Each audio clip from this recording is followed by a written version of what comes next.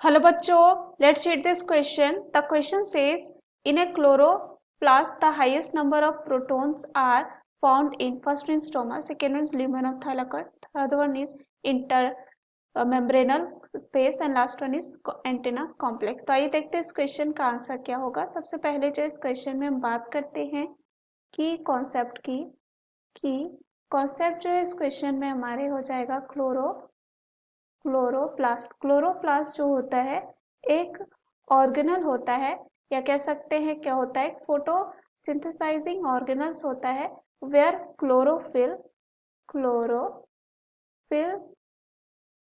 जो होती है वो ऑब्जॉर्ब करता है एनर्जी, ऑब्जॉर्ब करता है क्या, एनर्जी को, कहाँ से, सनलाइट से, from sunlight.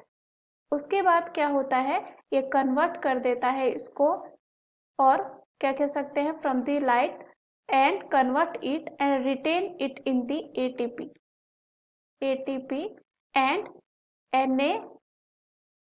NADPH energy storage molecule while releasing oxygen from the water in plant and algal cells।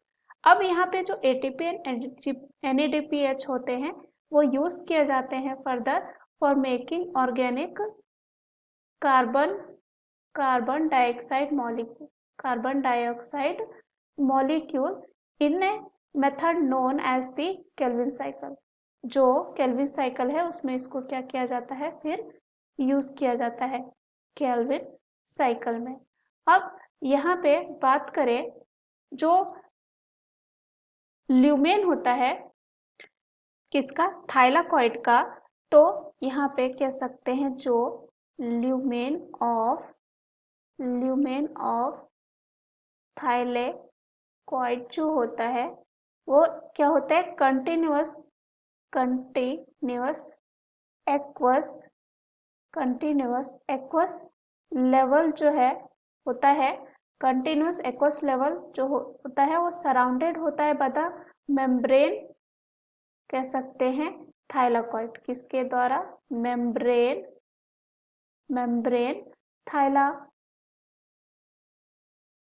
Thylakoid के द्वारा।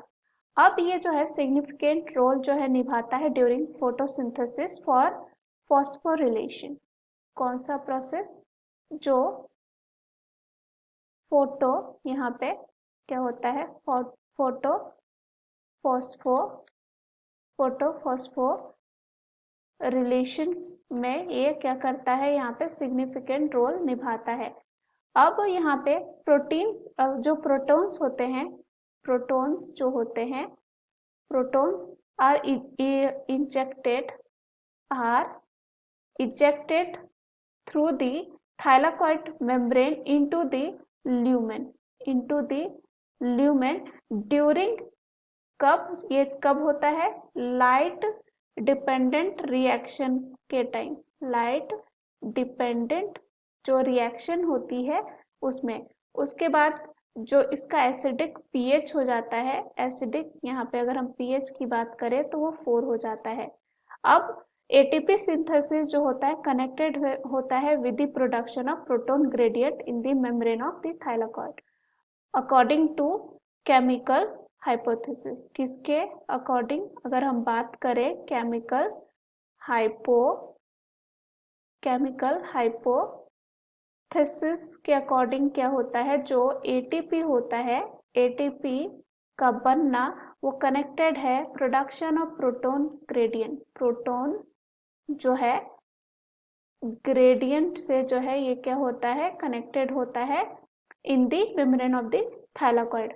अब जो सेपरेशन होता है of the water molecules is performed on the internal side of the membrane and therefore क्या होता है, ये एक्युमुलेट हो जाता है in the lumen of the thylakoids, और कह सकते हैं द आयंस ऑफ हाइड्रोजन्स। तो यहाँ पे जो इन chloroplast the highest number proton कहाँ पाया जाएगा, ल्यूमेन ऑफ थाइलाकॉइड में। तो यहाँ पे अगर हम ऑप्शन में देखें तो पहला ऑप्शन दे रखा है स्ट्रोमा, जो क्या होगा, गलत। दूसरा है ल्यूमेन ऑफ थाइलाकॉइड, जो इस क्वेश्चन का क्या हो जाएगा, आंसर। तीसरा है इंटरमेम्ब्रेनल स्पेस, ये गलत होगा। तीसरा ये गलत हो जाता है, डी दे रखा है एंटीना कॉम्प्लेक्स, ये भी क्या होगा, गलत. So the right answer of this question is option D. Hope you understood it well. Best of luck.